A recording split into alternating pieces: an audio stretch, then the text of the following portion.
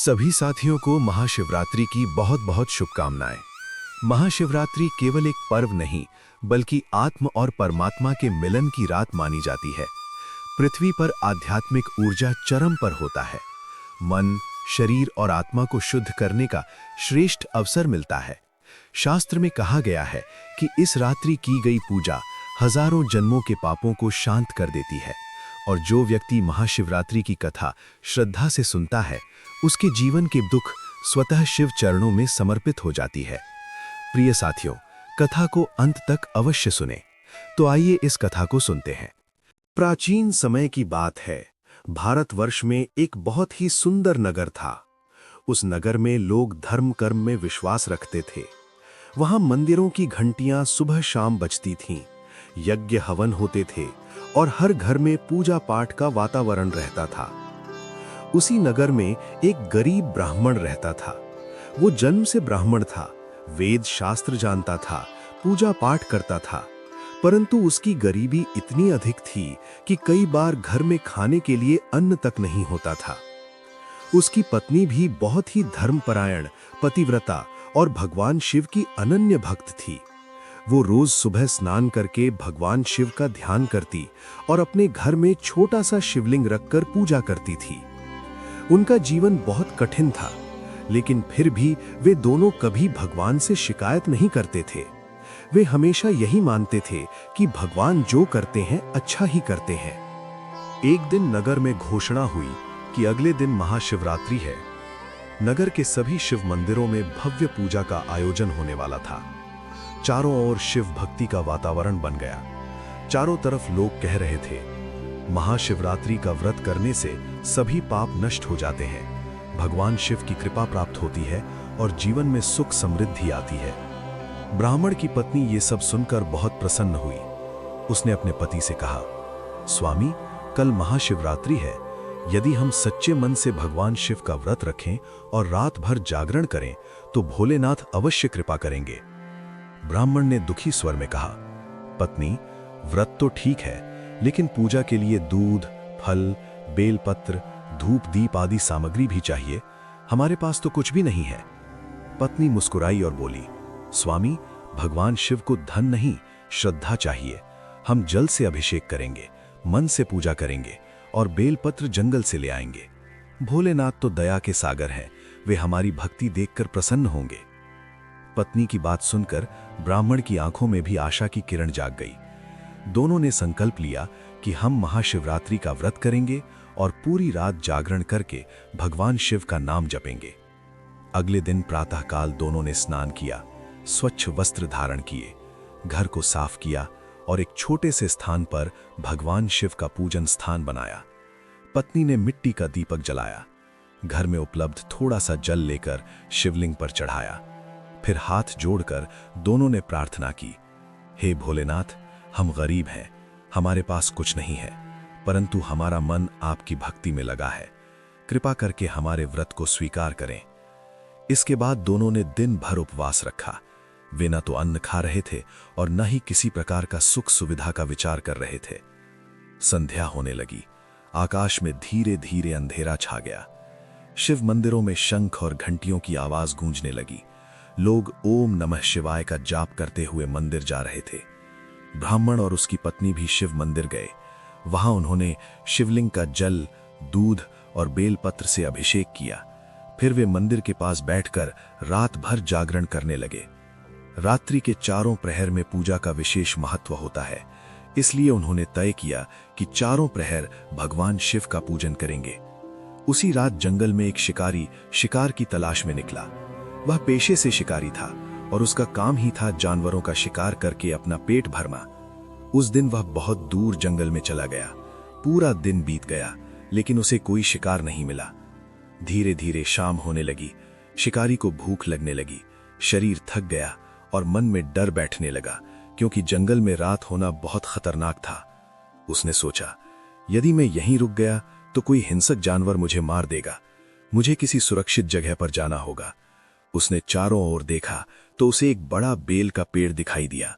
वह तुरंत उस पेड़ पर चढ़ गया। पेड़ पर बैठकर वह नीचे की ओर देखने लगा कि कहीं कोई जानवर तो नहीं आ रहा। अब हुआ क्या जिस बेल के पेड़ पर वह बैठा था, उसी पेड़ के नीचे एक शिवलिंग स्थापित था। वह शिवलिंग बहुत पुराना था। उस स्थान पर कई साधु और भक्त आकर पूजा करते थे, लेकिन शिकारी को यह पता नहीं था कि नीचे शिवलिंग है।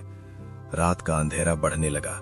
जंगल में शेर, चीते, भेड़िए आदि हिंसक जानवरों की आवाजें आने लगीं। शिकारी डर गया। उसने अपने पास रखा धनुष बाण कस लिया। उसे लगा कि कोई जानवर आ सकता है, इसलिए वह नीचे ध्यान से देखने लगा। जब भी उसे कोई हलचल सुनाई देती, वह पेड़ से पत्ते तोड़कर नीचे फेंक देता ताकि आवाज सुनकर जानवर भाग जाएं। लेकिन वे पत्ते थे बेलपत्र। वे बेलपत्र नीचे सीधे शिवलिंग पर गिर रहे थे। शिकारी के पास पानी का एक छोटा सा पात्र भी था। वो बार बार डर के कारण हिलता डुलता रहा, जिससे पानी की बूंदें नीचे टपकने लगीं और वो पानी भी सीधे शिवलिंग पर गिर रहा था। इस प्रकार अनजाने में ही शिवलिंग पर जल अर्पण हो रहा था। बेलपत्र चढ़ रहे थे। रात्रि जागरण हो रहा था। उपवास भी हो गया था। शिकारी पूरी रात डर के कारण जागता रहा। जैसे जैसे रात बढ़ती गई, 4 प्रहर बीतते गए। शिवलिंग पर बेलपत्रों का ढेर लग गया। जल भी गिरता रहा। भगवान शिव को यह अनजानी पूजा भी अत्यंत प्रिय लगी, क्योंकि महाशिवरात्रि की रात में शिवलिंग पर बेलपत्र और जल चढ़ाना सबसे बड़ा पुण्य माना जाता है। और जब कोई व्यक्ति पूरी रात जागता है तो ये जागरण भगवान शिव को अति प्रिय होता है। धीरे धीरे रात समाप्त हुई। पूरब दिशा में हल्की रोशनी दिखाई देने लगी। पक्षियों की चहचहाहट शुरू हो गई। शिकारी ने राहत की सांस ली। उसने सोचा, अब दिन हो गया, अब मैं सुरक्षित हूं। जैसे ही वो पेड़ से उतरने लगा, तभी एक अद्भुत घटना घटी। उसके सामने अचानक एक तेज प्रकाश फैल गया।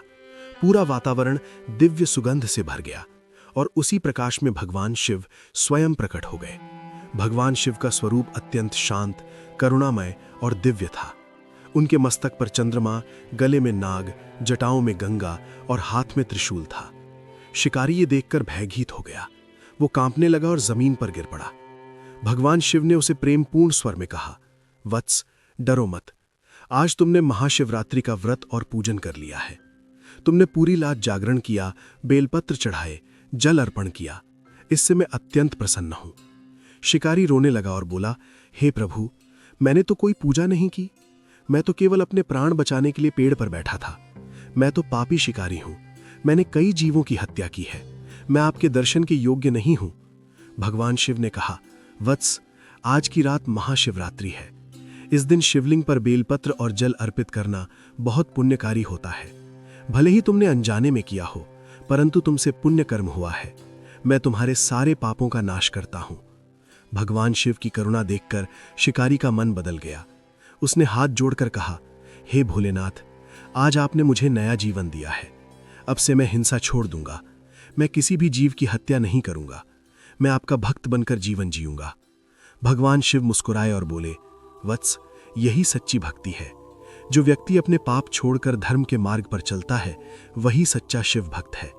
मैं तुम्हें आशीर्वाद देता हूं कि तुम जीवन में सुख पाओ और अंत में मोक्ष प्राप्त करो। इतना कहकर भगवान शिव अंतर्ध्यान हो गए। उस दिन के बाद शिकारी ने शिकार करना छोड़ दिया। उसने जंगल में रहकर तपस्या की। भगवान शिव का ओम नमः शिवाय मंत्र जपने लगा। धीरे धीरे उसका मन निर्मल हो गया। वो अब जीवों पर दया करने लगा। उसके अंदर से क्रूरता समाप्त हो गई। लोग भी उसे सम्मान देने लगे।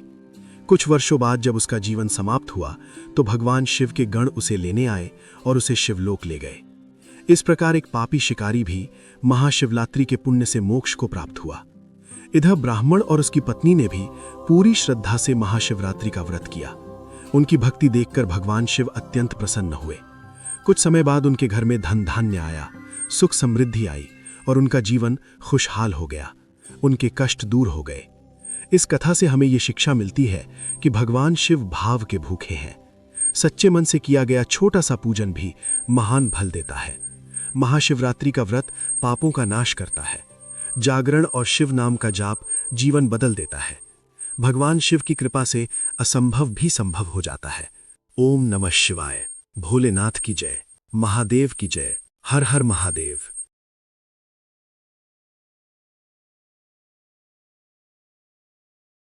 अगर आपको ये कथा अच्छा लगा हो तो वीडियो को लाइक करना ना भूलें। धन्यवाद।